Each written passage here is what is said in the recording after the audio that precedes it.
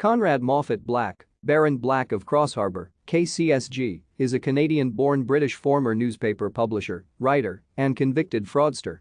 His father was businessman George Montegu Black II, who had significant holdings in Canadian manufacturing, retail and media businesses through part ownership of the holding company Ravelston Corporation. In 1978, 2 years after their father's death, Conrad and his older brother Montegu took majority control of Ravelston. Over the next 7 years, Conrad Black sold off most of their non-media holdings in order to focus on newspaper publishing.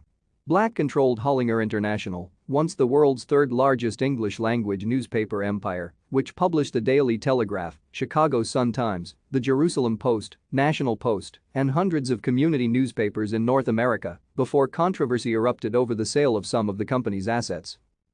He was granted a peerage in 2001, but due to a legal dispute with then-Canadian Prime Minister Jean Chrétien, he was forced to give up his Canadian citizenship in order to accept the title.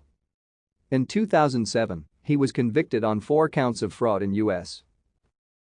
Thank you for watching. Like and subscribe if you would like to view more of our videos.